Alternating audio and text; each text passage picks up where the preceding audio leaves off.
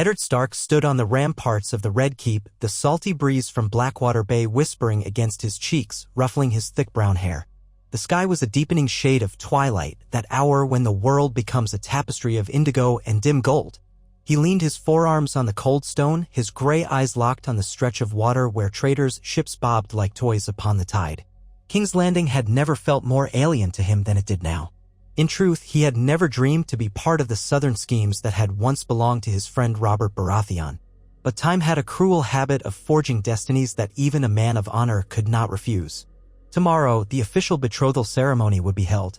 The Queen's own father, Tywin Lannister, had arrived just that morning, and the court was abuzz with the scandalous delight of a new alliance. Tomorrow, he would become formally betrothed to Cersei Lannister. Honor and duty. Those two words had been the pillars of Eddard's life. They guided him through the battlefields of Robert's rebellion, steeled him in the face of loss when his father and brother were murdered by the Mad King, and upheld him as he returned to the north to become Lord of Winterfell. He had sworn oaths to protect his people, to safeguard his family's legacy. And now that oath had stretched into an unexpected shape, a marriage to the daughter of Tywin Lannister, a woman already known in whispers for her beauty and her cunning. Ned did not relish the prospect. He had no illusions that Cersei was a woman of warmth or docile temperament. Yet, the union was not about love. This was a carefully orchestrated match proposed by the new King Robert himself, a Robert who had claimed the Iron Throne but was smart enough to see cracks forming between the crown and its so-called allies. Ned closed his eyes and could almost feel the snows of Winterfell against his skin, the hush of the godwood beckoning him home. In that long moment, he yearned for the north. He was not made for these southern intrigues. He despised them as he despised the preening courtiers who worshipped power alone. But Robert had asked, and he had accepted as he always did. The king wanted the north firmly allied with the west. If the Starks and Lannisters were joined, Robert said, it would create a bulwark against those who might still harbor Targaryen sympathies or worse, plot to unseat the Baratheon line. Yet, deep in Ned's heart, a sullen worry gnawed. What if binding himself to a prideful lioness was a chain that would shackle his family's future? Footsteps approached. He did not need to turn to know who it was. Littlefinger had a way of moving soft, calculated, almost cat-like. The man stepped up beside Ned, his fine, pointed beard more meticulously trimmed than most lords would bother with, his eyes glinting with perpetual mischief. Lord Eddard, Peter Baelish greeted him, voice as smooth as silk. I trust you are relishing the night air before your grand day. Ned cast him a sidelong glance. I find it too warm, Lord Baelish. I never did like King's Landing's climate. Littlefinger smiled, flicking an imaginary speck of dust off his embroidered sleeve. We can't all be creatures of the snow, my lord. Though I suspect her grace might warm even a wolf's heart. Ned stifled the urge to bristle. He would not give Baelish the satisfaction of seeing how his words chafed. Eddard Stark was a man slow to anger and careful in his dealings. He only said, I've heard you've come into the Lannisters' good graces of late. Oh, I come into many good graces, Littlefinger said with a smirk. It's a specialty of mine, making myself agreeable to those who might do me a kindness. Ned turned back to the sea. Somewhere out there, across leagues of open water, was another life in which he had married Ashera Dane or returned to the north to wed a lesser lord's daughter of mild temperament and simpler ambitions. Yet in every version, his sense of duty was paramount. Sometimes duty demanded the uncertain path. And what do you want with me, Lord Baelish? Ned asked, voice quiet. A simple matter, I assure you, Peter replied. I had a mind to ask if you would be requiring any advice in navigating these wedding details. Such ceremonies can be complicated. King's Landing is famed for its flair. Ned gave a short, dry laugh. I'll heed the Master of Coin's counsel if it involves the bride's dowry. As for the rest, we Starks have our own ways. Baelish inclined his head with an exaggerated courtesy. Then I shall leave you to them. He paused, voice shifting to a more serious timbre. Do be vigilant, my lord.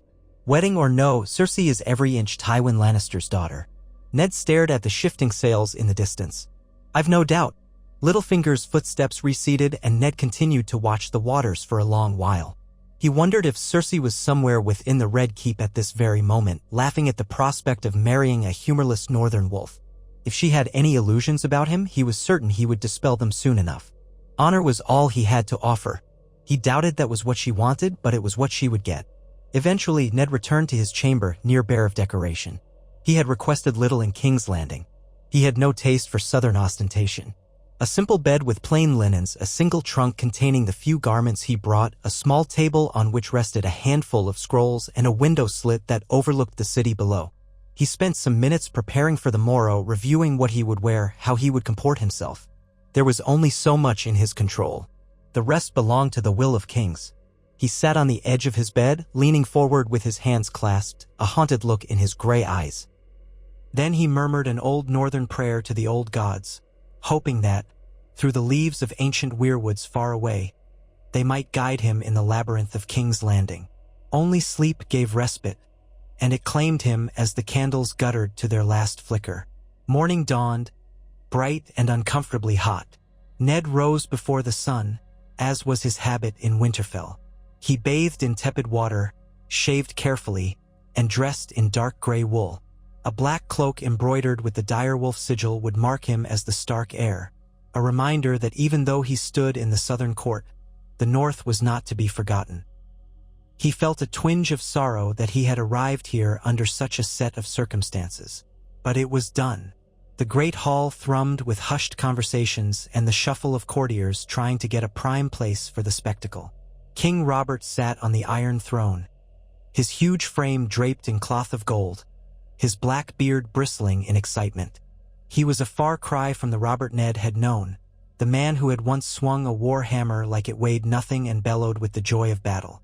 This Robert, after nearly a year on the throne, was already showing signs of indulgence.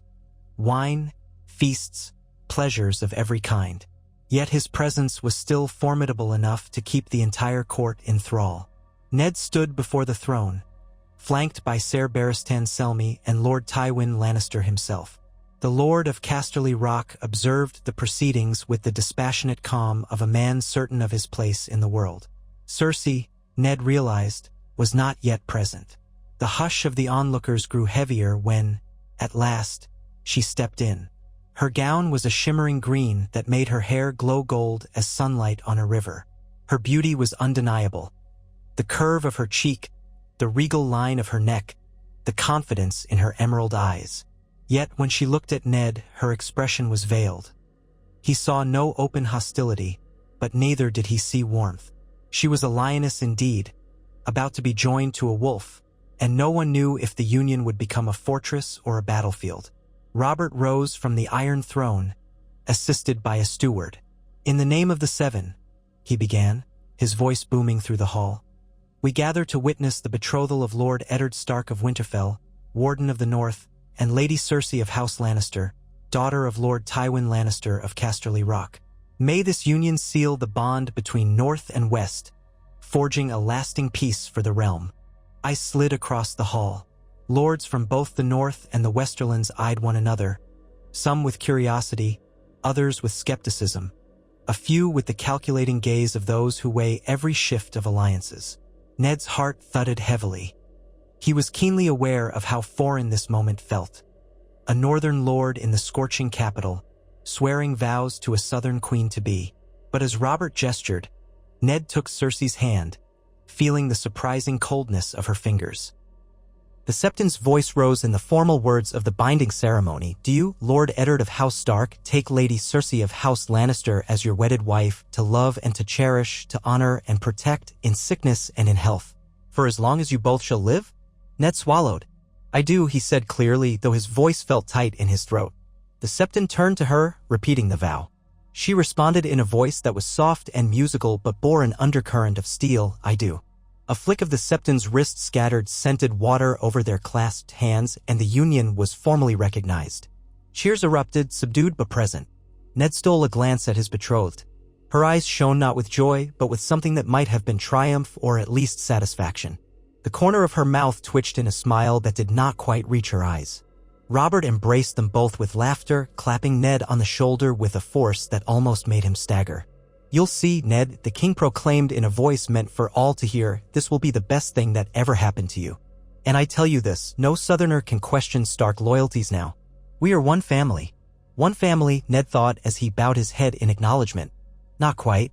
The memory of his father's execution by Aerys Targaryen at King's Landing and the silent, stoic rage he had borne ever since still lay thick in his chest. But he kept his misgivings masked behind solemn courtesy. He only prayed that once the feast and formalities ended, his life with Cersei would not prove more complicated than he could handle. The day passed in a haze of celebration. Musicians played, servants carried in dishes of roast venison and trout draped in butter, and the air grew thick with the scents of spiced wine and perfume. Ned found himself cornered by well-wishers at every turn, lords from the Vale who remembered him from the war, knights seeking northern favor, and ladies flirting with him in a half-hearted attempt to gauge the new alliance's power. Cersei, for her part, moved through the throng with a trained grace, her laugh more polite than heartfelt, her words carefully chosen. Occasionally, their gazes met, and each time Ned felt a quiet tension coil between them. At last, near the end of the festivities, Tywin Lannister approached Ned. The tall lord regarded him with those calculating green eyes that Cersei had inherited. He offered a short bow that was more courtesy than genuine respect. "Lord Stark," Tywin intoned, "I trust you find everything to your liking?" Ned chose his words with caution. "King's Landing can be overwhelming, my lord. But yes, the ceremony was splendid." Tywin lifted his chin slightly. "House Lannister spares no expense when forging alliances. I trust you understand how important this union is to the realm and to the Lannisters." Ned met the older man's gaze, refusing to be cowed. "Yes, I do." Tywin studied him for a moment. A silence stretched. Then he nodded. "Good. My daughter is a rare creature. She is strong-willed, sometimes prideful, but fiercely loyal to those she deems worthy. I expect you to show her the respect and courtesy becoming a lord of your stature." Ned's jaw tightened. "I shall treat her as my wife and lady, with all the respect she deserves." Tywin gave the smallest inclination of his head. "And let us hope she believes you deserve hers." Without further ceremony, he turned on his heel and disappeared into the throng of courtiers. By the time the day slipped into night, Ned's mind was spinning with the swirl of wine and conversation and implications. He retired to his chambers feeling more exhausted than if he'd ridden from Winterfell to Storm's End in a single day. Yet his betrothed was nowhere to be seen. She had her own luxurious apartments, provided by the crown, and so he was left alone to his rest. The shadows danced on the walls, thrown by the flickering torchlight outside. Somewhere out there in the corridors, the Lannisters were celebrating a triumph of political maneuvering that few in the realm would ever forget. Sleep did not come as easily as he'd hoped. His thoughts turned to the north, his sister Lyanna, lost in the war, and the secret pain that lingered behind her memory. He thought of the moment King Robert told him of this plan, the words that had sealed his fate. "I need the Starks and the Lannisters in one bed. We must stand together, Ned, or we risk falling apart." He remembered swallowing his protest. He remembered wanting to insist that the North was loyal no matter what. Yet Robert had insisted, "Ceremonial loyalty is never enough. I want it bound by blood." And so Ned had accepted, as he always did. It was after midnight when a soft rapping at the chamber door snapped him from his thoughts. He rose, crossing the small space, and opened the door to find Cersei standing there, torchlight gilding her hair and the pale column of her neck. She still wore her green gown, though the festive sparkle in her eyes had subdued into something else. Something sharper, perhaps. "May I come in?" she asked, voice measured. It was odd to hear the polite formality, considering that the contract between them was as good as sealed. "Of course." Ned stepped aside and let her enter, closing the door behind her. He gestured for her to sit, but she remained standing in the center of the room, arms crossed lightly, her posture regal despite the late hour. "I came," she said, her words crisp, "to set expectations. I imagine we shall both prefer an arrangement that benefits each of us in the ways we find most necessary." Ned felt an inner tension coil. He reminded himself to keep calm. "I have no desire to treat our marriage as a battlefield, my lady." She tilted her head, the faintest smirk curving her lips. "My lord, all marriages among the great houses are battlefields, in their own way. Your father once rode south for his cause, and my father nearly broke the realm's finances to secure victory for the rebels. Ours is but the next campaign. If you think differently, you are naive." Ned took a measured breath. "Then let's speak plainly. What is it you expect from me?" She paced a few steps, her skirts rustling on the floor. Firstly, your loyalty to me and to House Lannister, as an extension of your loyalty to the crown. No scornful remarks about my father behind his back. No undermining my position in court. I will be queen in all but name, if Robert has his way, and eventually, who knows what the future holds. Ned bristled at the notion that he would speak ill of Tywin. He might not admire the man, but neither was he prone to petty insults. Still, he kept his composure. You'll have no scorn from me, as long as you and your father do nothing to threaten the peace of the realm. She paused, her gaze narrowing. In return, you'll have my father's considerable influence, at least to a degree. He will not harm your interests if we stand united. He may even prove generous. Ned understood the subtext. Gold, alliances, an easing of tensions between the North and the royal court. And personally, he asked softly, are we to live as strangers under the same roof, or do you wish for something else? Her expression momentarily flickered, something akin to regret or confusion, but it was gone so quickly that Ned wondered if he'd imagined it. We need not be strangers if it serves us better to appear close, she said. But I won't pretend love or tenderness if it's not there. I have my own ambitions, Lord Stark. As do you. If those ambitions align, so much the better. If not, then let us at least be civil. Ned reflected on her words. He had been reared in the austere traditions of the North, where marriages were often formed out of alliances yet could still blossom into genuine respect. He looked at the woman before him. She was beautiful, yes, but her beauty was edged in steel. He found himself thinking of the weirwoods in the Gods' Wood at Winterfell, serene on the surface, but older and deeper than anyone truly knew. Very well, he agreed at length. Civil and unified in the eyes of the court, for the sake of the realm. She studied him, and in that silent moment, he suspected she was weighing his sincerity. Finally, she offered the barest nod. Agreed. They parted without so much as a touch. She walked out the door, leaving a faint trace of perfume. Ned stood there, unsure if he felt relief or a profound sense of loss. For all his life, he had admired couples who at least strove for companionship. But this arrangement seemed purely political, like signing a treaty with a foreign power. He supposed that was exactly what it was. The days turned to weeks, and soon the official wedding date loomed. Robert insisted on a grand affair. Unlike a simple betrothal, this would be a full-blown festival, replete with tourneys, feasts, and an endless parade of masked balls and masquerades. All the trappings of regal celebration that made Ned feel smothered. But he endured it. For the realm, for the North, for the memory of the bond he shared with Robert. There were whispers that the king wanted to overshadow the memory of Rhaegar Targaryen's lavish assemblies. He wanted the realm to know that House Baratheon, with the Lannisters and Starks by its side, would surpass anything the Targaryens had ever done. Cersei took to the preparations like a general organizing her army. Ned often watched her from the sidelines, marveling at her efficiency. She commanded tailors, jewelers, and decorators with a clipped assurance that left no room for argument. In the rare instances he offered his opinion, requesting a simpler color scheme or fewer golden lions emblazoned everywhere, she usually accepted it with a tight smile, though she rarely followed through without compromise. A banner or two might be replaced with the Stark dire wolf, but only if it did not overshadow the lion.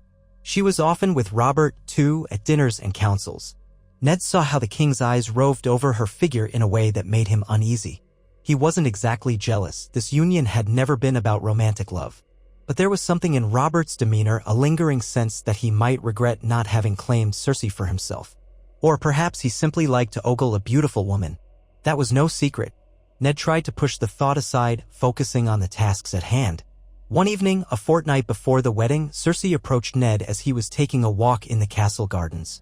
The Red Keep's gardens were no match for the quiet majesty of the Godwood, but they offered at least a semblance of nature. Tonight, the moonlight cast pale beams on the flowers, shimmering on the dew. She emerged from a side path, her green gown subdued except for the golden clasp at her shoulder. "I've just come from a meeting with my father," she said without preamble, stepping closer. Her perfume was subtle tonight, something floral and slight. "Why spicy?" "He wishes to discuss the matter of heirs." Ned's brow furrowed. He had always known that children would be expected from this marriage. Indeed, that was half the purpose of such alliances. But hearing it stated so bluntly brought a strange heaviness to his chest. I expected as much. She studied him in the moonlight. Does it concern you? Bearing children is a matter of the future. But yes, I understand the need. The realm wants a symbol of unity, an heir who carries both the wolf and the lion. He let out a slow breath. I only hope we can give them a child who might someday know more of peace than war. She laughed then, a short, sharp sound that was neither joyful nor scornful, but somewhere in between. Peace is not the natural state of men, Ned Stark. Not in the Seven Kingdoms, not anywhere.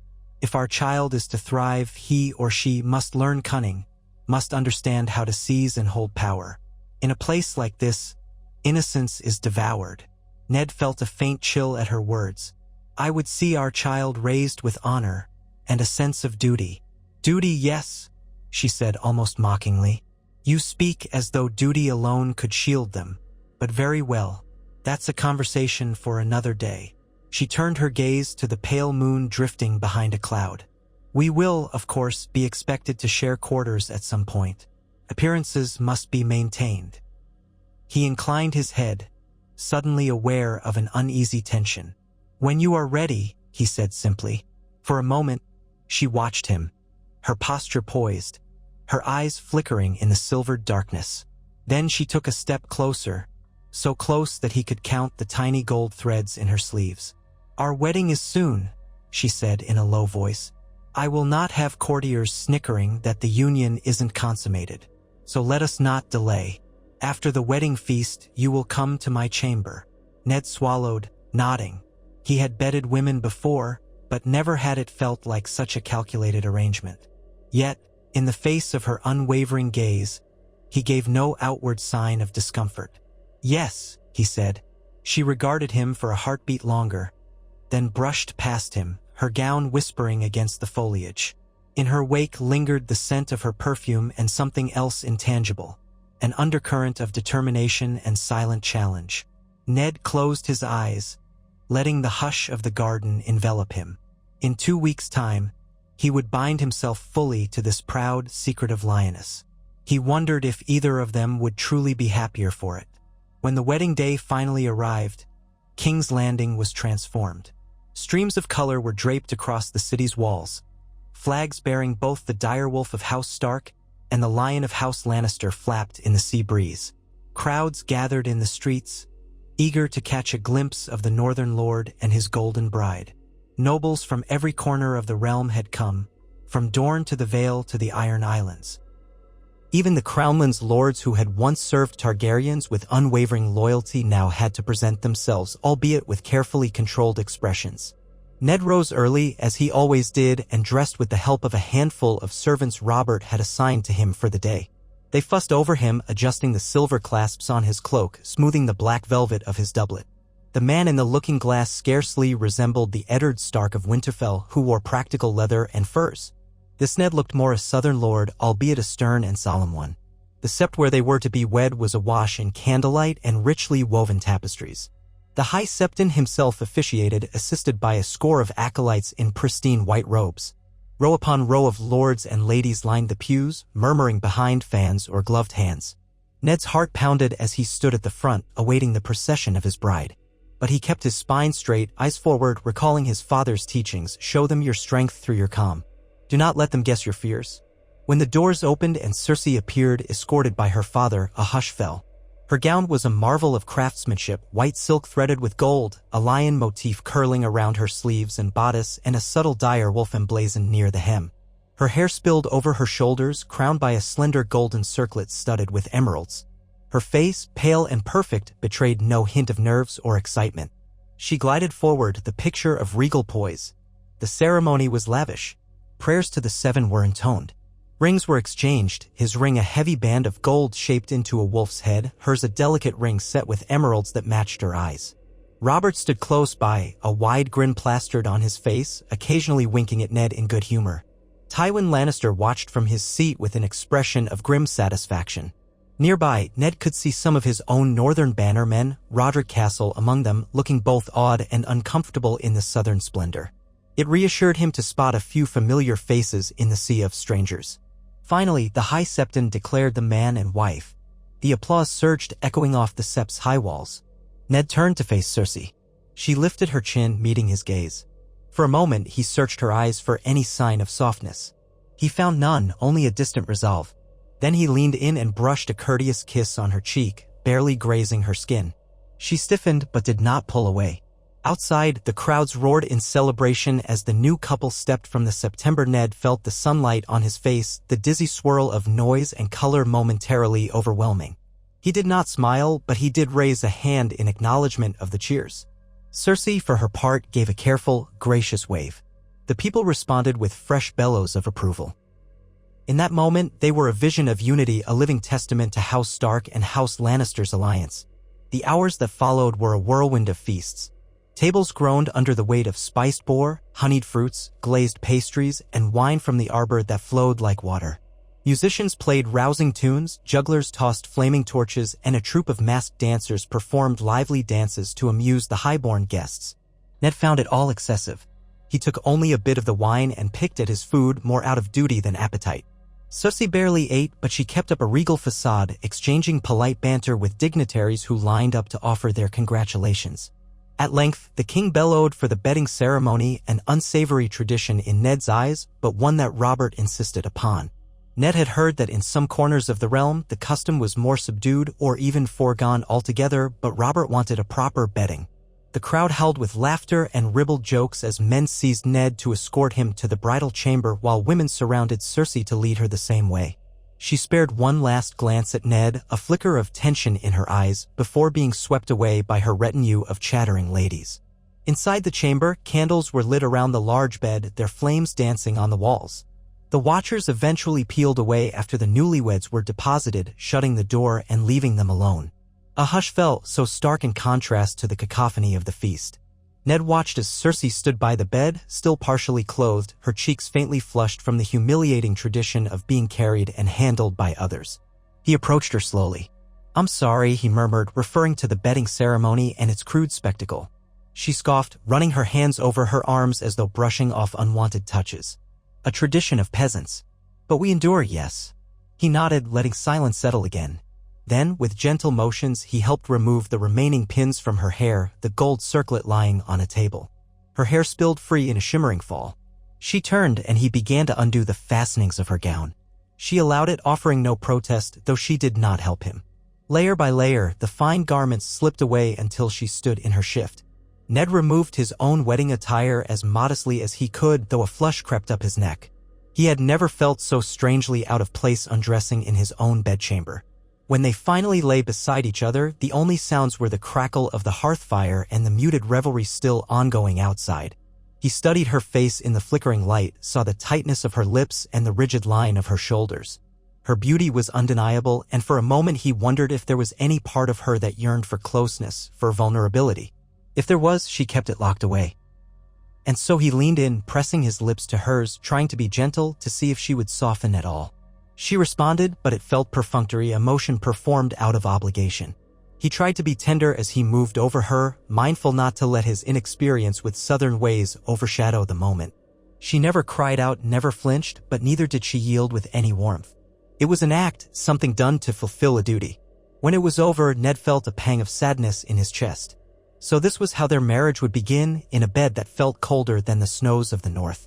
He sighed, rolling to one side, resting a hand on the mattress as he caught his breath. She lay back, eyes on the ceiling. After a moment, she rose from the bed, slipped on a robe, and crossed to the window slit. She stared at the night sky, dotted with stars, the feast still thrumming below in the courtyard. Ned watched her, unsure if he should speak or remain silent. Finally, he mustered a low, earnest tone. "Cersei," he said, "if we are to be husband and wife in truth, let us not be at war." Her shoulders tensed. She turned her head slightly, her profile illuminated in the candlelight. "War? You think I wish to fight you? I think we come from very different worlds. But we're bound now in name and vow. Perhaps we can find some measure of understanding." She let out a soft breath, turning her gaze back to the stars. "I have known little peace in my life, Ned. My father raised me with one lesson above all others: never show weakness, or they will tear you apart. If you want me to trust in your goodwill, you'll have to show me that it's not a naive dream." He rose from the bed, donning his own robe. He joined her by the window, feeling the cool breeze on his bare arms. "Perhaps the North can teach you a different way." A slight curve touched her lips, though it was not quite a smile. "We shall see, my lord husband. We shall see." They stood there together, not quite touching, staring into the same night. One could almost mistake them for a loving couple sharing a quiet moment. But Ned felt the distance between them as surely as if an entire kingdom lay in that small space. Tomorrow, the realm would celebrate their wedding anew. Songs would be sung of the wolf and the lion, forging an unbreakable bond for the sake of the Seven Kingdoms. Whether the bond would truly unite them remained uncertain. In the days after the wedding, daily life settled into a routine of sorts. Cersei maintained her active role in court, attending small council meetings that Robert graciously allowed her to sit in on, although she was officially there to observe. Ned also attended, seeing firsthand just how complicated governance could be in the capital. Peter Baelish spun his webs of finance, Varys whispered secrets from his little birds, and Grand Maester Pycelle drowsed through half the proceedings only to awaken with pompous pronouncements. Robert, for his part, found ways to avoid the more tedious parts of ruling. After all, he now had Ned to share the burden. The king insisted on hunts, feasts, and diversions. Meanwhile, Ned found himself drawn into matters of law, treasury shortfalls, and disputes among the nobility. He spent hours reading old scrolls, trying to understand the complexities of the crown's debts, much of it owed to the Lannisters themselves. He rarely saw Cersei except at official functions, meals with the king, or the occasional night when they shared a bed out of marital expectation. While they were courteous to each other, there remained a formality that never quite dissolved.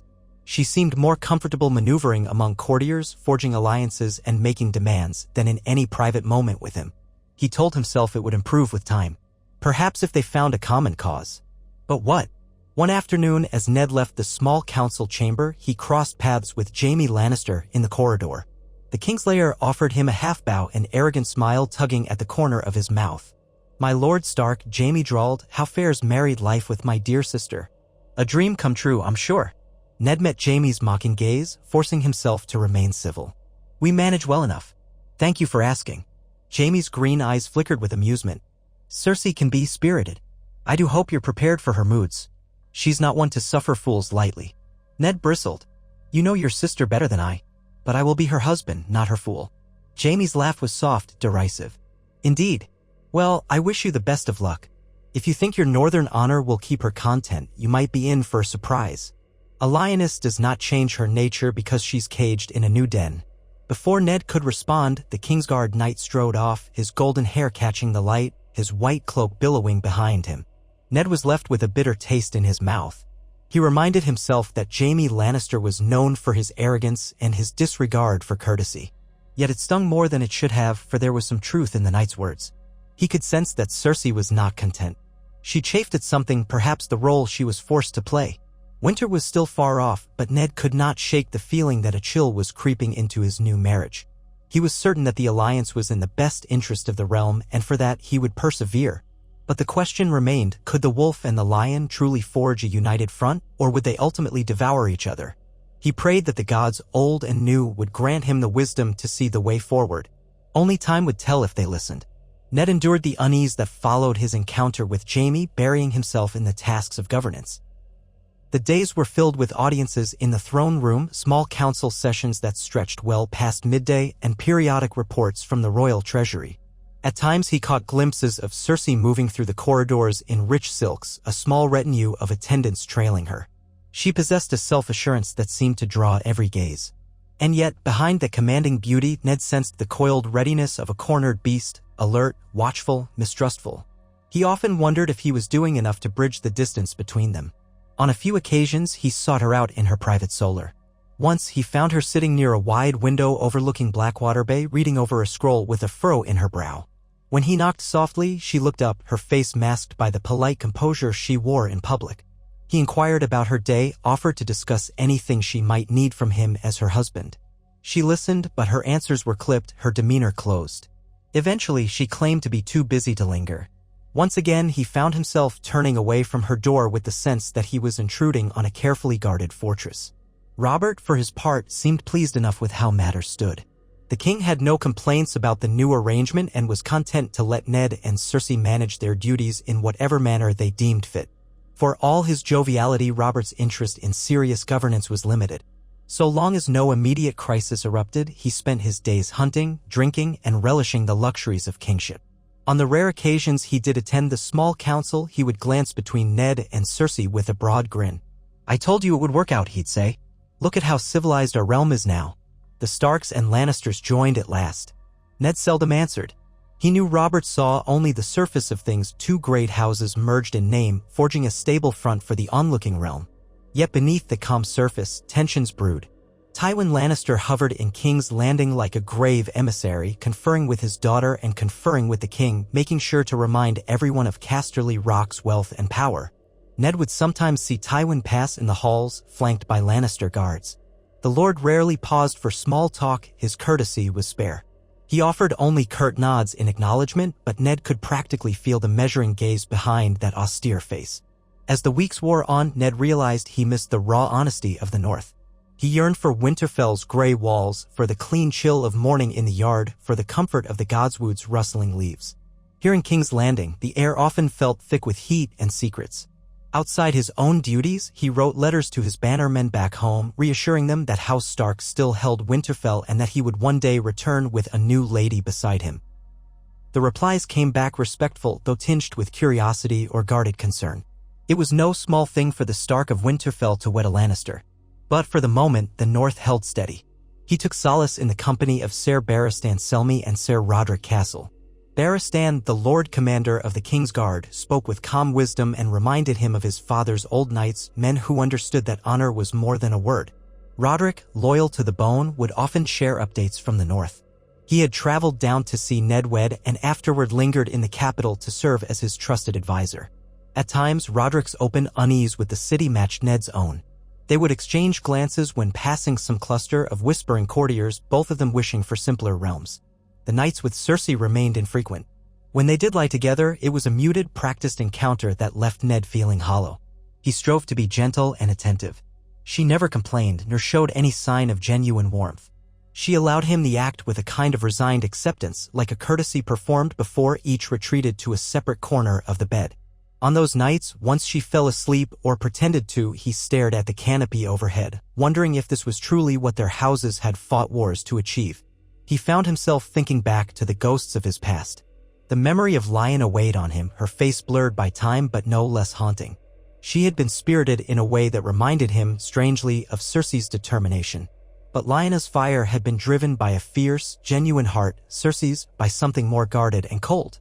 Sometimes Ned dreamed of Lyanna's last moments and woke in a sweat, the sorrow too thick to push aside. Did marrying Cersei mean that he was betraying the last vestige of his sister's memory? He told himself that Lyanna would have wanted peace, that she would have hated the cycle of violence. Perhaps his marriage would help preserve that peace. But he could never quite convince himself. A subtle shift began when news arrived from the Westerlands. The mountain clans near the borders had grown restless, or so Tywin Lannister claimed. He raised the matter at court, glancing pointedly at Ned. "The lords in my domain have struggled against lawless bands in the high hills," Tywin announced, his voice echoing in the throne room.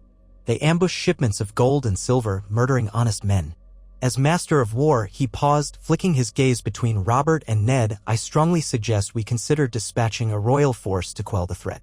I propose that Lord Eddard Stark, in his capacity as my daughter's husband and thus an ally of the West, lead the detachment alongside Jaime." Ned stiffened. He had not expected this. Robert, sprawled on the Iron Throne, frowned and scratched his beard. "Is it so serious, Lord Tywin? The mountain clans have always been a nuisance, but you've handled them in the past." Tywin's expression remained unchanged. "Certainly, but with banditry on the rise, we must send a clear message. Our new alliance between Stark and Lannister would carry great weight if they see that the Warden of the North stands with us." Ned's first instinct was to protest. He was no puppet to be paraded around. But he also recognized the political logic. A show of unity between him and the Lannisters might deter any nascent rebellion. And if the matter was truly dire, he had sworn to preserve the king's peace.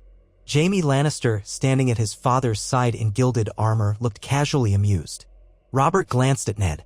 "What do you say, Lord Stark?" Ned cleared his throat. "My men are loyal, but they are few. Most remain in the north. If we are to send a force, it would be largely Lannister men. Will I have command over them?" Tywin inclined his head slightly.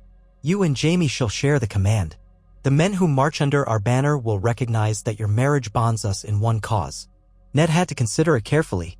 Sharing command with Jaime could be a delicate matter, but refusal might be seen as a lack of faith in the alliance. Robert was watching him, broad arms folded. In the hush of the throne room, courtiers leaned forward to catch every nuance. Ned let out a controlled breath. Very well. I will go. There was a quiet ripple of reaction. Tywin allowed himself a small, tight smile of approval. Robert nodded. Settled then? Keep it swift, Ned. You've only just married. I'd hate to see your bride lonely so soon. He laughed loud and brash, apparently amused by his own joke. When the session ended, Ned was beset by lords clamoring to ride with the expedition or to offer advice on the terrain. He turned most aside, directing them to speak with Jaime or Tywin. He preferred to assemble a small retinue of those he trusted along with a corps of trained knights. If too many opportunists attached themselves to the group, it could become an unwieldy circus. He found Cersei waiting for him outside the throne room, a cluster of her ladies around her. The ladies bowed and drew back as Ned approached. Cersei motioned for them to wait at a distance. Then, facing Ned, she asked in a low voice, "So you will ride west with Jaime?" He inclined his head. "Your father insists. If the mountain clans are truly raiding those passes, it must be dealt with before it grows out of hand." Her gaze flickered over his face, studying him. "You'll be away for how long? A few weeks, perhaps? A month if the fighting is worse than expected." He paused. "Do you disapprove?" She pressed her lips together. "I neither disapprove nor rejoice. Your presence here matters, but so does the realm's security. My father is shrewd. He's using you to send a message. Everyone will see the wolf rides with the lions." There was a light note of irony in her voice. "Jaime is not the easiest ally. Be wary that he does not draw you into needless bloodshed." Ned was surprised by the hint of concern in her tone. "He's your brother." "That he is," she said, and for an instant there was something more in her eyes, unreadable yet tinged with emotion. She looked away. "Ride safe. I do not need a dead husband." Ned caught the almost playful lilt of her last words, though her face betrayed nothing. He allowed a courteous bow. "I will do my best to remain alive, my lady." She turned and went back to her ladies, golden hair swaying, leaving Ned with a curious mix of feelings. Was that the closest thing to warmth she could offer? A part of him was oddly heartened by the brief exchange, as though they had spoken more honestly in those few sentences than they had in the past month of marriage. Within days, the expedition was ready. Jaime Lannister led a contingent of 200 Lannister men-at-arms and a dozen knights, all clad in crimson cloaks and shining plate. Ned brought Ser Roderick Castle a handful of Northmen who had remained in King's Landing and a small number of crown knights assigned by the king. The group set off under the blazing southern sun, a vivid sight of red, gold, and the occasional gray surcoat. Riding beside Jaime was an exercise in patience for Ned. The Kingslayer was as flamboyant as stories claimed. He bantered with his men, bragged about his swordsmanship, and occasionally tossed casual barbs at Ned. Yet beneath that outward confidence, Jaime possessed undeniable skill. He rode with an easy grace, armor glinting, and handled logistics with surprising efficiency. Ned had expected Jaime to leave such tasks to lesser knights, but the Kingslayer knew how to read supply manifests and plan a route. There was more substance to him than the court gossip allowed, though Ned still sensed an undercurrent of arrogance that could prove dangerous. The road west stretched for days. Fields gave way to rolling hills, which then rose into stony passes. They heard rumors of raids, farmers describing masked men descending upon wagon trains to loot what they could. Jaime's men grew eager for a confrontation. Lannister banners flew high, an unspoken challenge to the bandits. At one point, they came upon the site of a recent ambush, a wagon overturned, mules gutted, the driver slain. Ned dismounted to inspect the scene, a heavy knot in his chest. This was more than petty thievery. Something was fueling these raids, possibly a would-be lord testing Tywin's patience. Jaime crouched beside Ned, studying the tracks. They move in small groups, hit fast, and disappear into the hills. That's typical clan behavior. They're not used to the Lannisters sending an armed host. We'll root them out soon enough. Ned rose, dusting off his gloves. We should proceed carefully. If they ambush us in narrow passes, we'll be at a disadvantage, no matter how many knights we have. Jaime shrugged. Then let them try. It's been too long since I crossed steel with a worthy foe. They pressed on, their scouts riding ahead, combing the rocky terrain. For several days, they found little more than burnt-out carts and the occasional sign of a hasty retreat. Then, at dusk on the 10th day, horns sounded from their vanguard. Ned, riding near the front, heard the echo of steel on steel. The mountain men had leapt from hidden crevices, showering arrows on the knights, who scrambled to form ranks. Ned signaled a flanking maneuver, directing half the Lannister men to sweep around the protruding ridges. Jaime, with a wild glint in his eye, led a direct charge. The clash was brief but fierce. Ned and Roderick rode in amid the chaos, swords drawn, cutting through the mountain warriors. Ragged, vicious figures armed with curved blades and spears. Shouts and cries reverberated off the rocky slopes. A few of Jaime's knights fell, arrows jutting from plate joints. One bandit lunged for Ned, knife slashing. Ned parried, kicked the man aside, and finished him with a thrust. Soon, the attackers retreated into the heights, vanishing as quickly as they had appeared. Jaime raged at their escape. In the gloom, Ned's men lit torches, revealing a scene of scattered bodies and blood pooled on stones. Several Lannister soldiers lay wounded. 2 were dead. By the time they regrouped, the mountain men were gone. Roderick wiped sweat from his brow, eyes scanning the dark cliffs. "It's like fighting ghosts," Jaime paced, cloak stained with dust and gore. "We should pursue them now while they're disorganized. If we wait till morning, they'll vanish deeper into the caves." Ned considered it but shook his head. "Pursuing them at night in unfamiliar territory is folly. We'll lose more men to missteps and ambushes. We camp here, tend to the wounded, and post extra sentries." Jaime shot him a hard look. "That's just what they want us to do." "We don't have the advantage of knowledge here," Ned replied firmly. "Rushing forward will cost us more lives." He expected Jaime to argue, but the Kingslayer exhaled sharply and didn't press further. Perhaps he recognized the truth of Ned's words, or simply decided the conversation wasn't worth more breath. They established a perimeter, lighting fires against the encroaching night. Healers tended the injured. Ned himself helped where he could, binding a soldier's bleeding arm. The man hissed in pain but thanked him afterward. Another soldier had taken an arrow to the thigh. They carefully removed the shaft and prayed infection would not follow. The night wind howled through the cliffs, filled with the uneasy hush of men listening for unseen foes. In the morning, they advanced more cautiously, sending scouts to flush out any hidden pockets of bandits. Jaime led one wing, Ned the other. By noon, they caught a band of raiders attempting to slip away with sacks of stolen goods.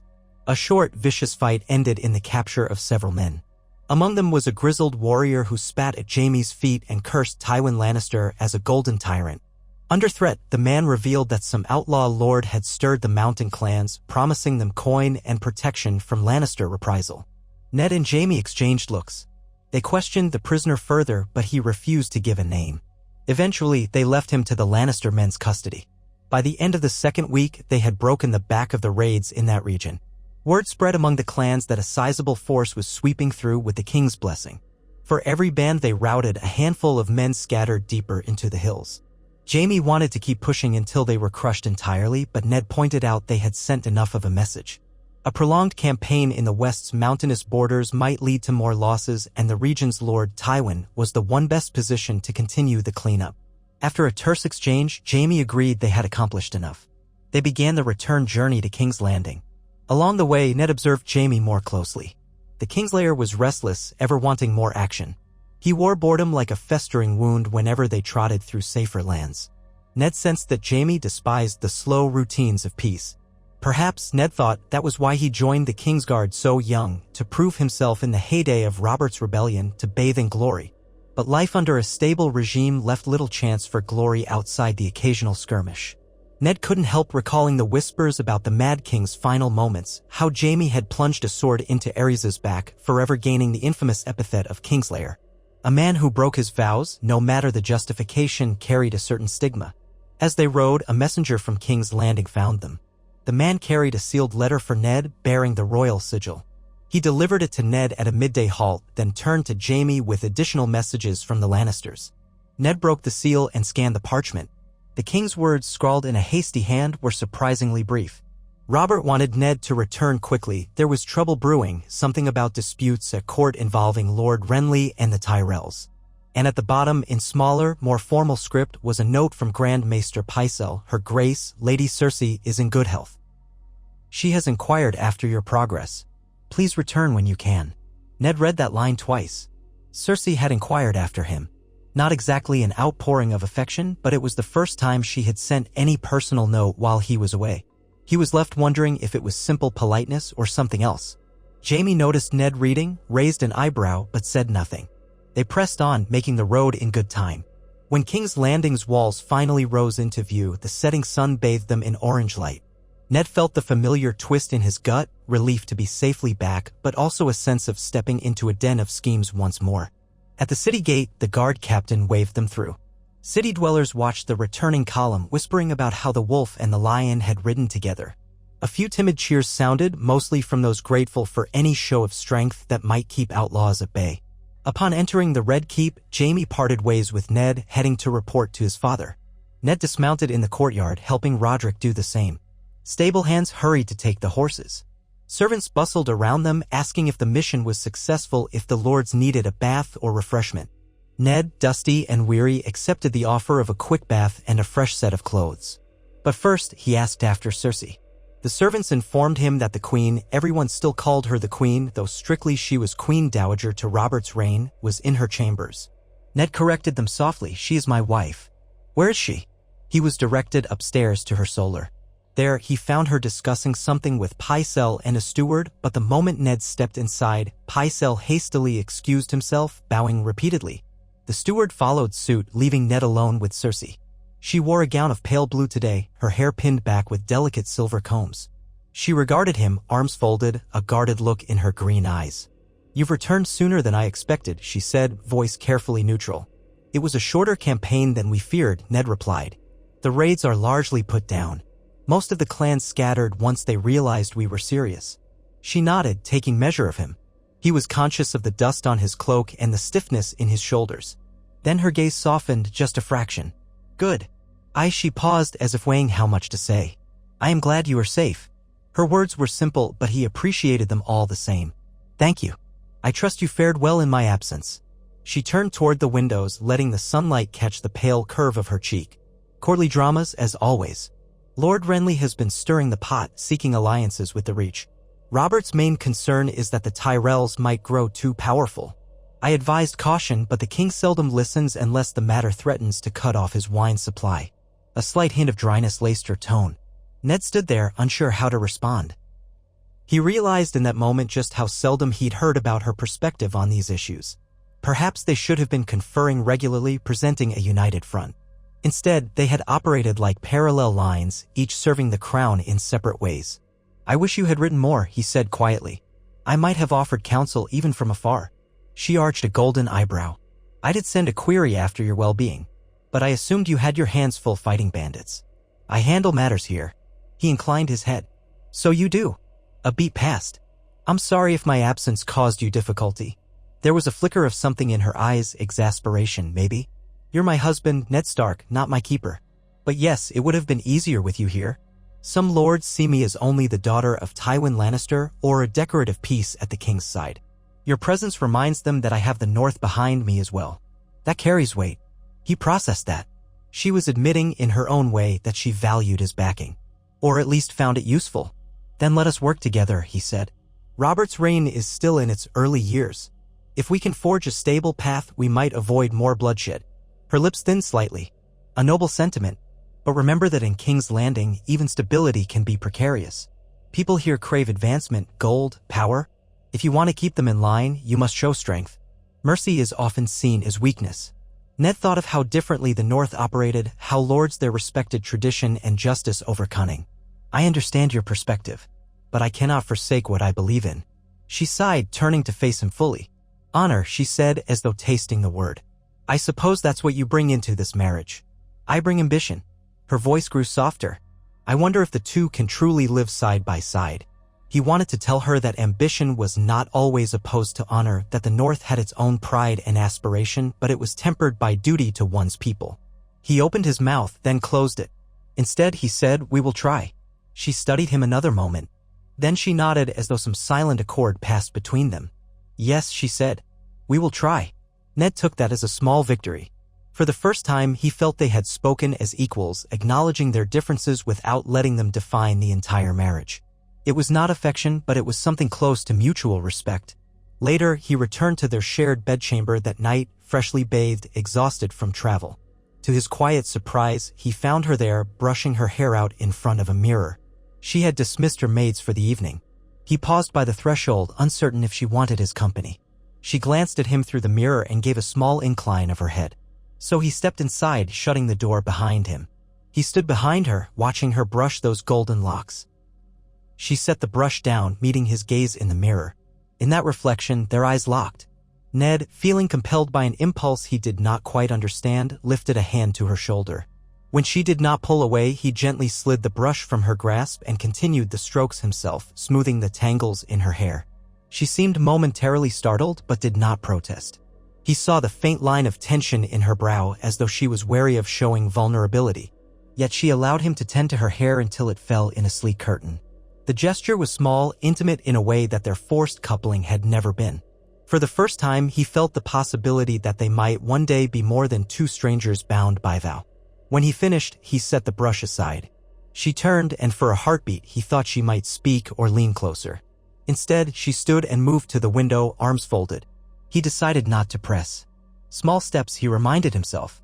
This was a woman who had learned to trust no one but her own kin, and even that was fraught with complexities he could only guess at. Over the next weeks, an unspoken shift settled between them. They did not argue, nor did they become openly affectionate, but they established a steadier pattern. When Ned attended council sessions, Cersei sometimes joined him, especially when Robert was absent. They presented a united stance, Stark and Lannister, in one line of thought, even if they discussed the details in private first. Lords began to realize that where Cersei's ambition demanded certain concessions, Ned's calmer reasoning tempered extremes. This balancing act seemed to gain them a measure of respect. Robert noticed, too. He clapped Ned on the back more than once, proclaiming that the marriage was the best decision I ever forced on you. Ned would smile thinly, ignoring the implied jest that he had no choice in the matter. Tywin, for his part, watched from a distance. He said little about his daughter's new role, but Ned could sense he approved of her consolidation of influence. The old lion likely assumed that any power she amassed was in service to House Lannister first. Whether he was right or not, Ned couldn't yet say. One day, as Ned finished an early meeting with the Master of Coin about the crown's debts, he came across Cersei in the corridor. She was alone, which was unusual given her frequent entourage. Before he could greet her, she placed a hand on his arm and guided him into a nearby alcove, out of earshot. Her face was serious, as flickering with urgency. "I've heard from my father," she said in a low tone. "He wants us to travel to Casterly Rock for a visit. Officially, it's to celebrate our wedding belatedly with the Lannisters who could not attend. In truth, I suspect he wants to discuss certain matters in private."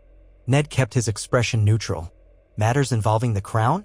Matters involving a potential match for Tyrion, or so I've gathered, and possibly some expansion of Lannister interests. My father wants us to show our unity, to remind the Westerlands that they have a Stark in their midst as well. It's a gesture of pride, a chance to display our alliance for all to see. Ned considered. When would we leave? As soon as it can be arranged. A fortnight, perhaps. My father is not patient when it comes to staging displays of power. She paused, searching his face. Will you come willingly, or must I remind you that you're part of House Lannister by marriage? He studied the tension in her jaw, the brittleness in her tone. She was bracing for resistance. He offered a small nod. I'll come willingly. If it's for the good of the realm to strengthen this bond, then I have no reason to refuse. But do you want to go? She looked away. Casterly Rock is my home. I've not been there in a long while. Part of me wishes to see it again. But my father wields a heavy hand. He will want to parade us as trophies. Ned thought of how Tywin's pride loomed over everything. Cersei, Jaime, Tyrion, none of them had truly escaped it. Then we'll endure it, he said, and perhaps find ways to shape it to our advantage. She let out a breath as though relieved. Thank you. The next 2 weeks were spent preparing for their westward journey. They would travel in a grand procession accompanied by a suitable guard of Lannister and royal men. Robert gave his blessing, content to remain in King's Landing where the wine and feasts never ended. Ned personally would have preferred a smaller escort. He disliked fanfare but knew better than to object. This was Tywin's show. They set out in early morning, golden sunlight gleaming on armor and carriage panels. Cersei rode in a lavish wheelhouse for part of the journey, though at times she opted to ride on horseback beside Ned. He found that he rather liked having her close on the road, if only because it allowed them to speak without an audience. The land rolled beneath them, from the fertile plains near the capital to hillier country as they neared the Westerlands. On the journey's fourth day, they stopped at a small town for the night. Local peasants emerged, wide-eyed, to see the Queen's carriage and the Stark Lord. Ned insisted on giving them fair coin for lodging, refusing to simply commandeer supplies. Cersei watched the exchange but did not comment, though a faint glimmer of approval crossed her features. That evening, they shared a modest room in an inn, less grand than the royal apartments, but still adequate. Candlelight flickered on the wooden walls as Cersei carefully unpinned her hair. Ned sat on a stool, removing his boots. A comfortable hush rested between them. At last, he asked quietly, "Do you miss it? Your life before all this? Before the war? Before your father's ambitions placed you at the center of the realm?" She stilled for a moment, gaze distant. "I was raised to believe that I would marry a prince someday, that I would be queen. When I was a girl, everything felt like a promised dream.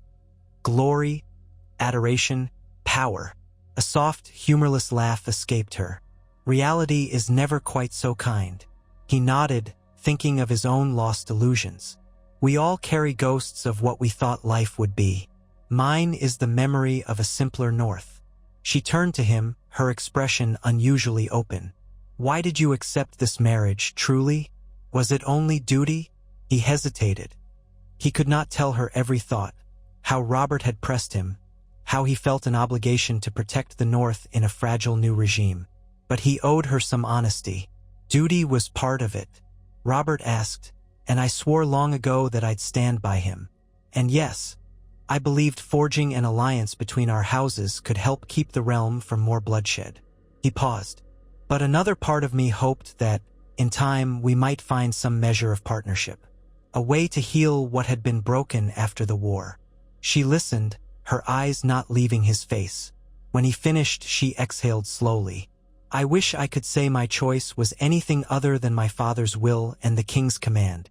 But I'm learning, bit by bit, that there may be more to gain from this union than I first believed." It was as close to an admission of possibility as she had ever given him. For a moment, he let that warmth settle over him.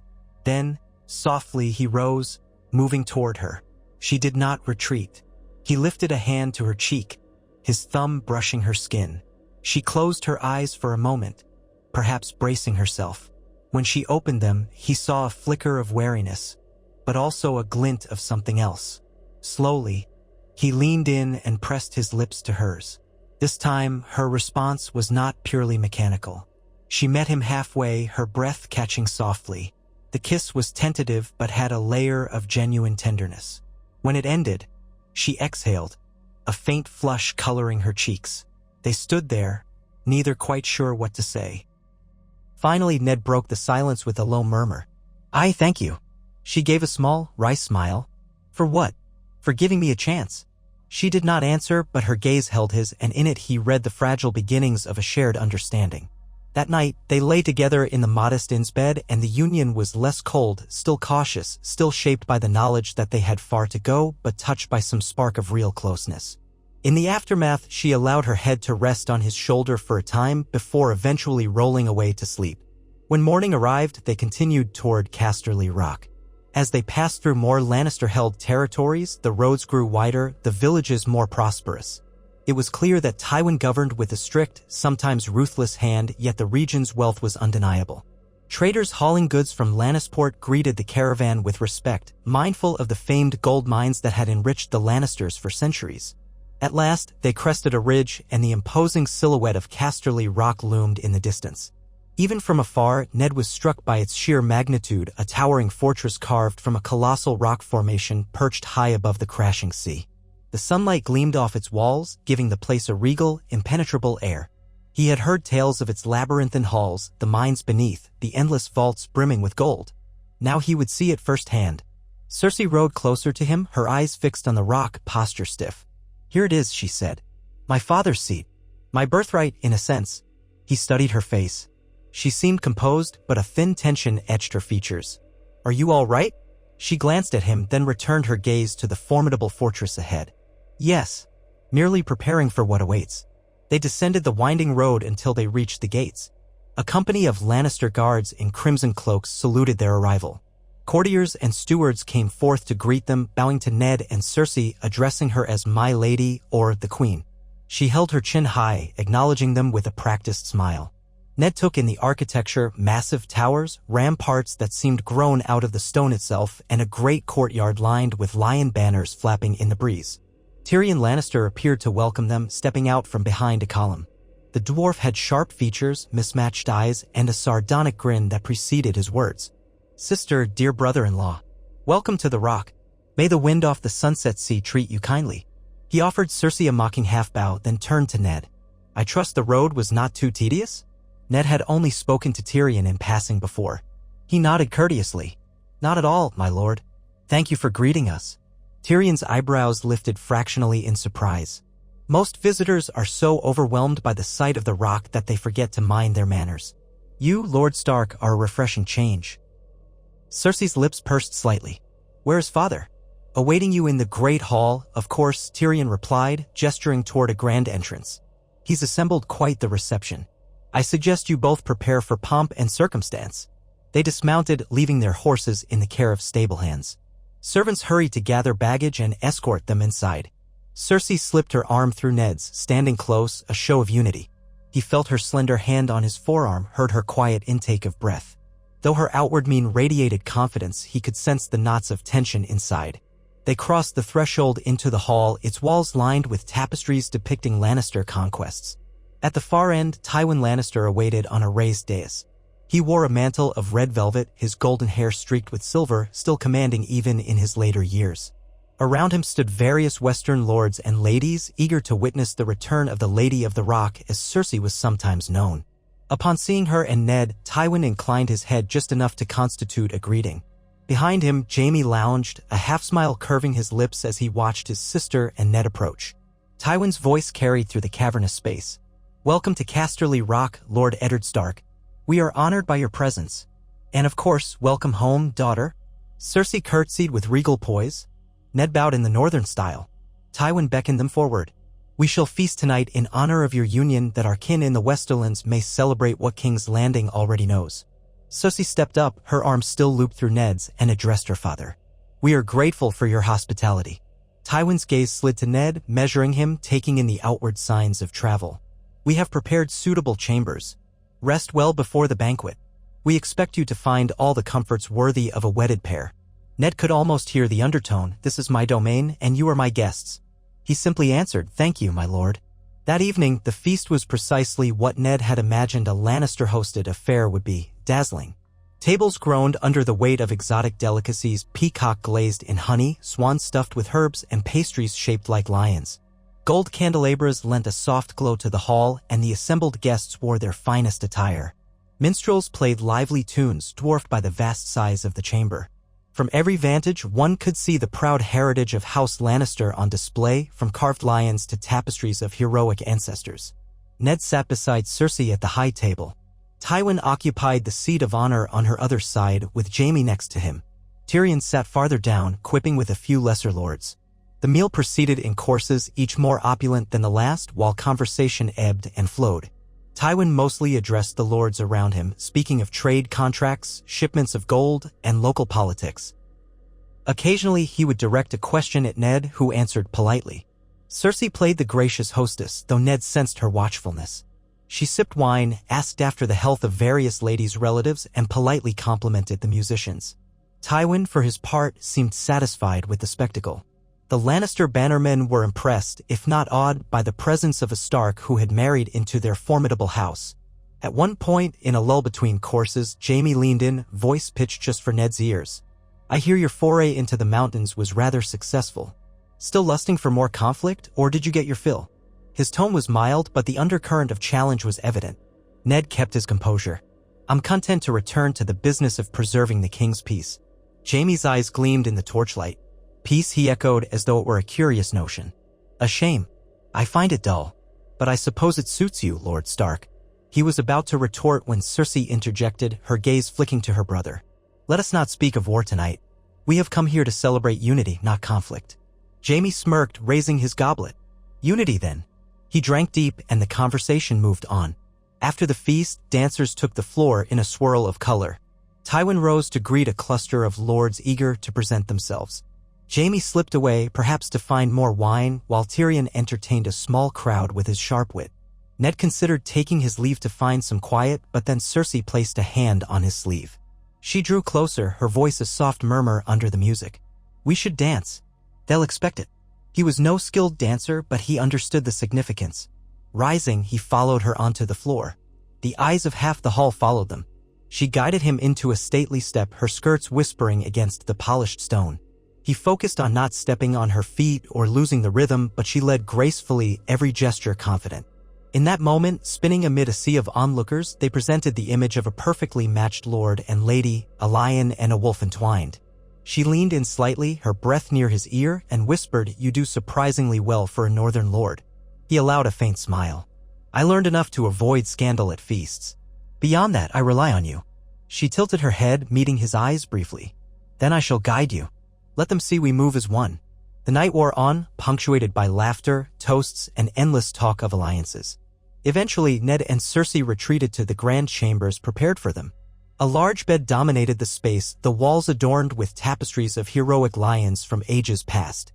Once the door closed behind them, Cersei let out a quiet breath, slipping off her golden headdress. Ned watched her unclasp her necklace, the faint lines of strain easing from her face. I sometimes forget how exhausting my father's court can be, she murmured. In King's Landing, I am used to the King's Court, but here, Tywin ensures everyone competes for his approval or attention. Ned moved to help her out of the elaborate gown. He commands a formidable presence. She smiled thinly. He knows it too, and he will use it to steer us as he pleases if we let him. He set the gown aside carefully, turning to face her in the low lamplight. How do we stop him? Her eyes flickered. By not allowing ourselves to be pawns. We present a united front, just as we did tonight. Show him we can think for ourselves. He will respect strength. That is the one currency my father values more than gold, strength of will. Ned considered that. Then we stand together. She studied him for a moment, then nodded slowly. Yes, we stand together. They undressed and settled under the covers, the distant crash of waves against the rock a steady lullaby. He thought about their earlier dance, the ease with which she'd led him across the floor. She was adept at guiding perceptions, controlling the narrative. Could it be that she was learning to trust him enough to share that control? He reached out, placing a hand gently on hers. She did not pull away.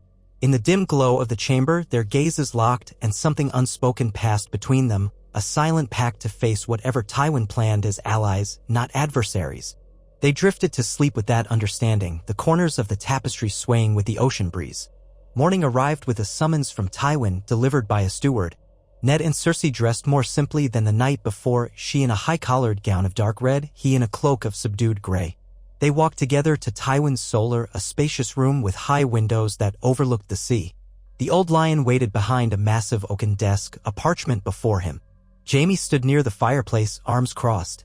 Tyrion was also present, perched on a cushioned chair.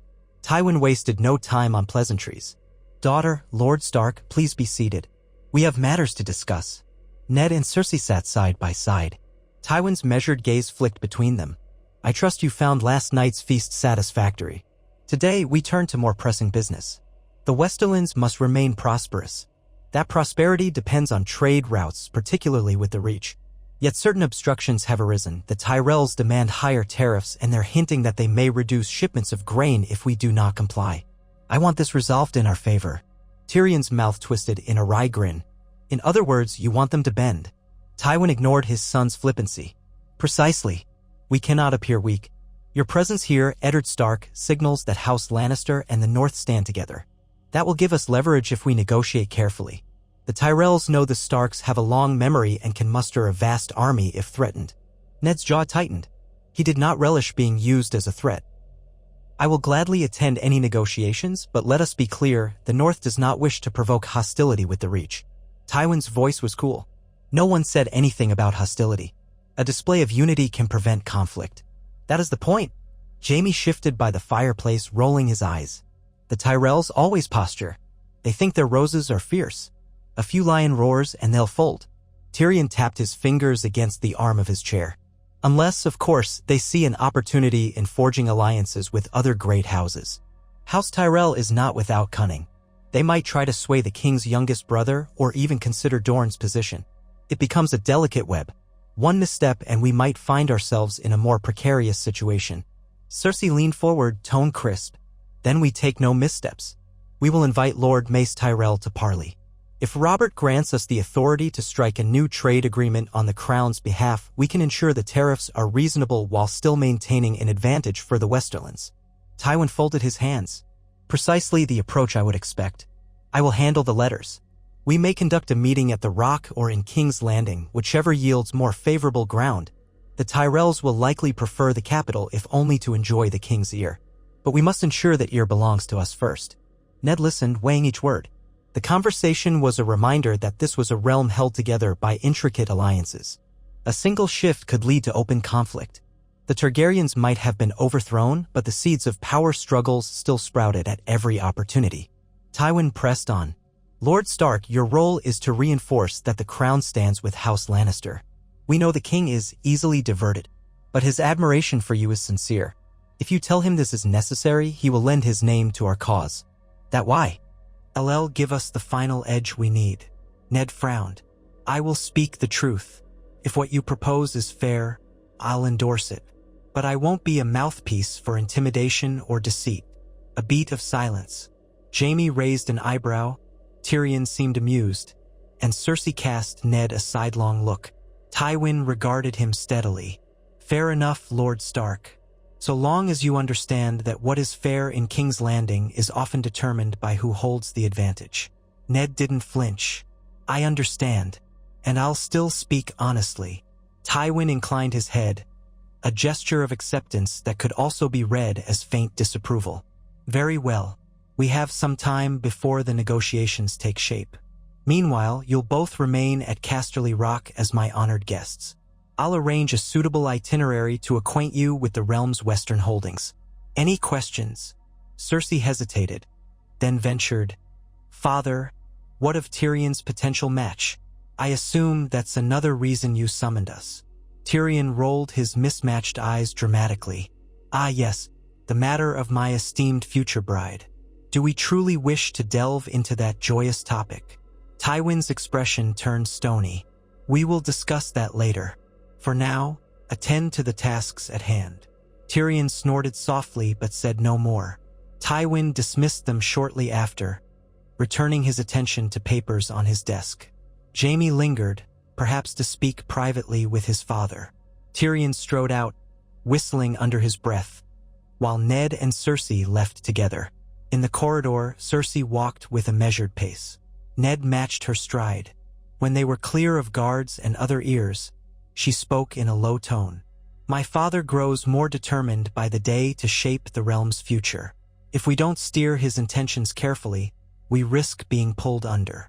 Ned glanced at her. We do what we must to keep the peace, but I'll not allow him to use me as a blunt instrument. Her lips twitched in a faint smirk. I believe we can find a path that serves both our ends, if we are clever. For now, let us endure his hospitality and learn what we can. That's the game, isn't it? Gathering pieces until the right move presents itself. He took a steadying breath. Then we'll play. Together. She met his eyes. Together. The days that followed were a whirlwind of tours through the surrounding lands. Servants led them through the Rock's famous passages. The Lion's Mouth Gate, the great vaults where gold bars were stacked in neat rows, the winding tunnels that descended into the depths of the fortress. Ned marveled at the scale. Winterfell was large, but Casterly Rock felt like its own kingdom carved into stone. It had passages older than living memory, hidden chambers rumored to be the tombs of ancient kings of the Rock. Cersei remained composed, never letting slip any hint of astonishment or sentiment. Yet Ned caught her sometimes running a hand along the stone walls, as if recalling childhood memories. Every so often, she would remark on a corridor. I remember Jaime and I ran here when we were children, pretending to be knights, or a cliffside terrace my mother used to stand there at sunset. Those moments were rare glimpses of a side she rarely showed, a daughter shaped by this place. They dined nightly with Tywin, discussing developments in the realm and waiting for word from the Tyrells. Jaime joined some evenings, though he often found excuses to be elsewhere. Tyrion was a more consistent presence, offering sardonic commentary that Tywin largely ignored. Ned observed that father and son hardly spoke unless necessary, an undercurrent of mutual resentment hanging in the air. During one quieter afternoon, Ned found Tyrion alone in a library, perched on a stool reading a thick tome by candlelight. The dwarf glanced up, eyebrows raised in mild surprise. "Lord Stark, come to escape the pleasantries?" Ned gave a half-smile. "Something like that. Mind if I look around?" Tyrion gestured expansively. "Be my guest." The Rock's library is vast, though seldom used for more than record-keeping these days. Ned browsed the shelves, noticing old histories of the Westerlands, genealogies, even dusty scrolls about Valyrian steel. Tyrion tapped the cover of his book. "I'm reading about the Targaryen conquest. Fascinating how one family's dragons could reshape entire kingdoms and how quickly those kingdoms turned on them when the dragons were gone." Ned murmured in agreement, recalling how the Targaryens had fallen after losing their last dragon. "The realm has seen enough bloodshed. My hope is that Robert's reign avoids repeating history." Tyrion smirked. "A noble hope. Though, in my experience, history rarely cares for her hopes. Still, you and my sister do make quite the pair, I must say." Ned set down a scroll. "A pair of convenience. Perhaps," Tyrion said, swinging his legs off the stool. "But I've observed you together. There's a growing accord. I'd wager Tywin didn't anticipate that. He likely expected the wolf and the lion to remain polite strangers, easily manipulated. Now he may have to adjust his plans." Ned studied the dwarf's sharp features. "You speak as though you're pleased by that." Tyrion gave a short, bitter laugh. "Anything that unsettles my father's sense of control pleases me, I confess. But also, I think a true partnership between you and Cersei might be the realm's best chance at balance. She's cunning, you have honor, together you might steer Robert more effectively than all the small council combined. Or you might end up at each other's throats. Time will tell." Ned absorbed that. "I'd prefer the former outcome." Tyrion waved a hand. "Then keep working at it, Lord Stark. Though if you ever want advice on dealing with my sister, you need only ask." Ned inclined his head. "Thank you." He left Tyrion to his reading, pondering the dwarf's words. They rang true. He and Cersei were growing more aligned, even if they still held each other at arm's length emotionally. But how long could that fragile accord last under the weight of Tywin's ambitions and the constant pressures of courtly life? That evening, Ned and Cersei walked along a high parapet overlooking the sunset sea. The wind whipped at their cloaks, the crashing of waves below echoing like distant thunder. She leaned on the stone battlement, eyes on the horizon, hair lashing around her face. He stood beside her, silent for a time, letting the salt air fill his lungs. At length, she spoke softly. "It feels like standing on the edge of the world here. So much power behind these walls, yet all it takes is one storm to batter the cliffs." He rested a hand on the cold stone. "No castle is invincible, but Casterly Rock comes close." She turned her gaze to him. "Close, yes. My father believes in fortifications, in layers of defense, walls within walls. We do the same with our hearts, don't we? Building ramparts around the parts we fear to expose." He frowned slightly. She was drifting into a rare moment of introspection. "Sometimes. But if the walls are too thick, we risk never letting anyone in."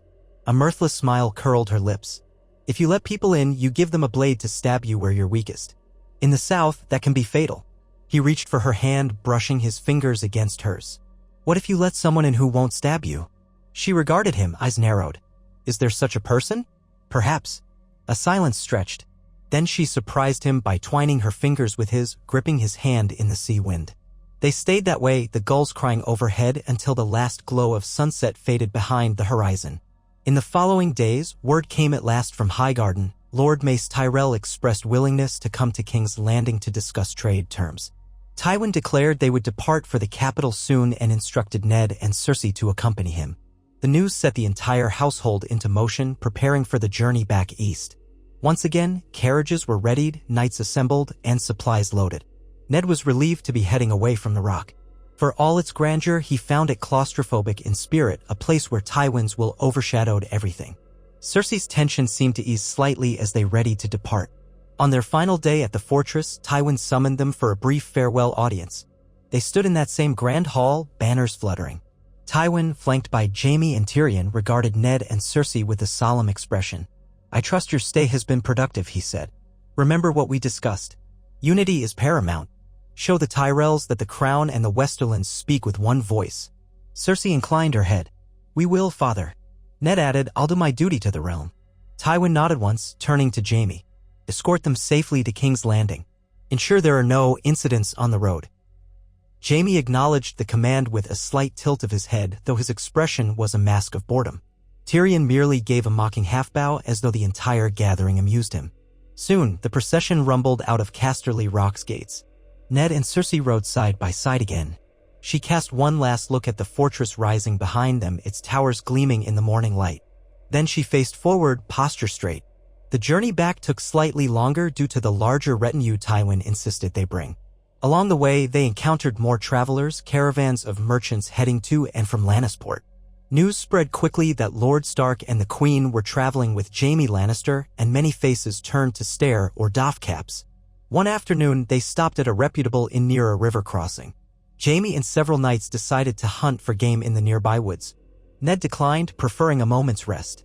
Cersei remained at the inn, sequestered in a private room. Ned wandered outside, strolling by the riverbank, letting the murmur of water soothe him. The sun was warm, the air carrying a hint of approaching autumn. He found himself thinking of Winterfell, the turning leaves in the godwood, the way the first crisp chill signaled the change of seasons. Would he ever truly return as its lord, or was he forever bound to the south, consumed by the games of power?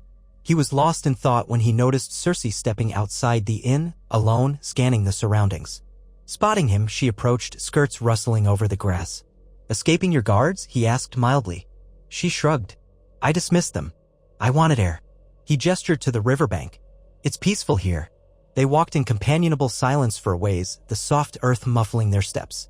Eventually, she stopped near the water's edge, gazing at the lazy current. "This place is so different from the Rock, even different from King's Landing.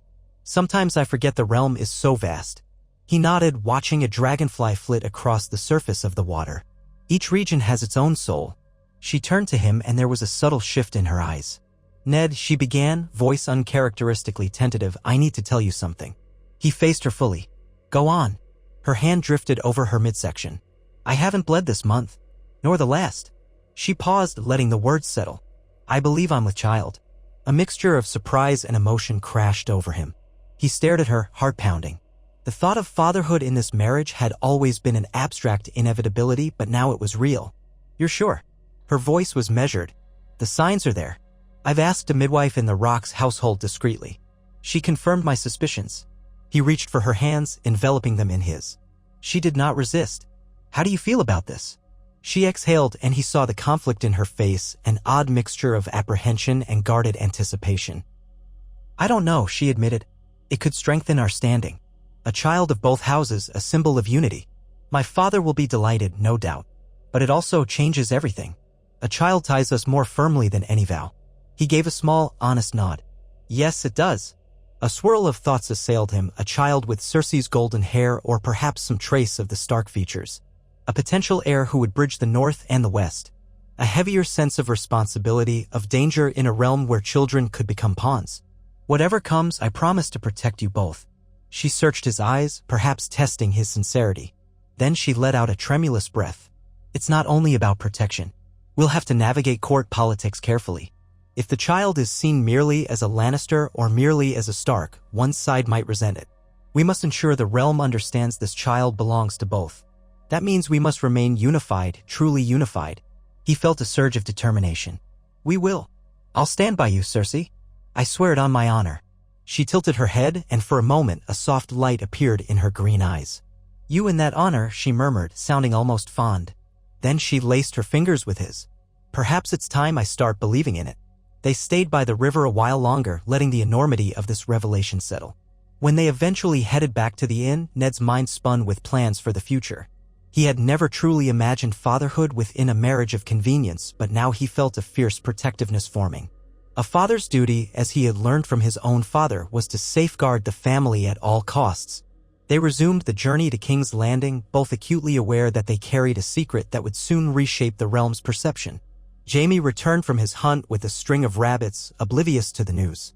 Cersei confided in no one, not yet. Ned himself told Roderick Castle discreetly so that the man could help arrange for their household's needs once they reached the capital. Robert's reaction was the looming question. How would the king respond to the news that his dear friend's new wife, once a prime candidate for Robert's own ambitions, was bearing a Stark child? Would he be pleased, or would old jealousies surface? Ned tried not to dwell on it. He took comfort in the conviction that Robert's friendship, while tested, remained genuine. When they finally rode through the gates of King's Landing, the capital greeted them with its usual clamor and bustle. Street vendors cried out, crowds parted for the grand procession, and the Red Keep rose in the distance like a crimson beacon. King Robert emerged from within, awaiting them in the courtyard. He approached with a booming laugh, hugging Ned in a hearty embrace. "Back at last. 7 hells, you took your time." He turned to Cersei, offering a gallant bow. "My queen, did my dour friend treat you well on the road?" Cersei's smile was the polished one she wore before an audience. "He did, your grace." Robert chuckled, then waved Jaime over, slapping the Kingslayer on the back. "You did your father proud, keeping them safe, I wager?" Jaime offered a thin smile. No bandit would dare approach with the wolf and the lion both present. Robert guffawed, clearly in high spirits. He gestured for them to come inside, muttering something about a new vintage of Dornish wine he wanted to taste. The formalities resumed, courtiers rushing to greet them, the business of the realm swirling around. Ned stood by Cersei's side, aware of her slow, steady breaths. They shared a wordless glance. Soon enough, the news of her pregnancy would change the dynamic at court, adding new layers to the political game. As the day wore on, they returned to their chambers, servants bustling about to unpack. Cersei took a moment to compose herself, leaning against a window, the city spread out below. Ned approached, resting a hand lightly on her shoulder. "We'll tell the king in her own time," he said. "Let's settle first." She turned, nodding. "Agreed." They stood together, watching the sun descend over the sprawling capital. Beyond those walls lay the vast realm, unsettled and full of ambitions. But in that quiet moment, they shared an unspoken vow that this child would be the bridge between them, a testament that even in a land shaped by war and politics, 2 proud souls could find enough common ground to forge something new.